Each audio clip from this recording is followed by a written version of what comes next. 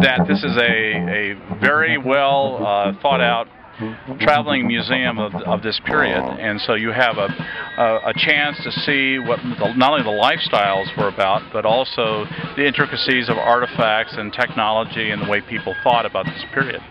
Well, this is the Revolutionary period, so generally 1770s and through the 1780s. This group is basically Midwest based, but there are counterpart groups like this around the country. We understand throughout the United States there's somewhere, rough estimates, of about nearly 400,000 Americans involved in some level of living history.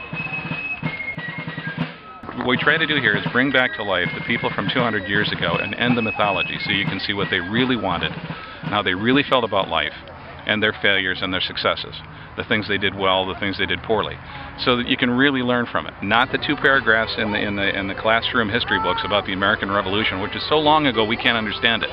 But as I said earlier, if you look at their stories, their accounts, their letters, and you compare it with what we want today and what we want for our children and our families and our future, they're the same.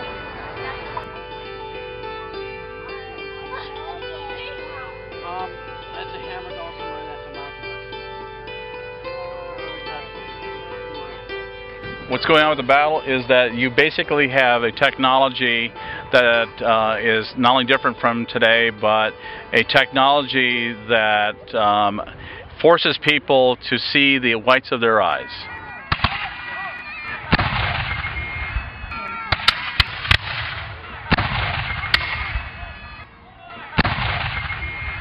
And most combat events in this time period were finished off not by a round ball or bullet, but by the blade of a bayonet or a sword.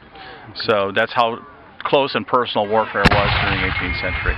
You saw who you're fighting with. You didn't press any buttons. You saw your enemy face to face. In any combat, and I don't care whether it was 200 years ago or 200 days ago or 200 minutes ago, the guys who ultimately win or lose a battle do that within feet or yards of each other. It's nothing that's done with push button from 20,000 feet. You win or lose on the ground in the face of the man that you're fighting. Now, until you go put your boots on the ground and finish the war, it's the same as it was in the 1780s in North America. I don't care whether you're in Afghanistan or Iraq or you pick a war. Ultimately, if you don't go there, put your boots on the ground and fight it out with them, you're not going to end the war.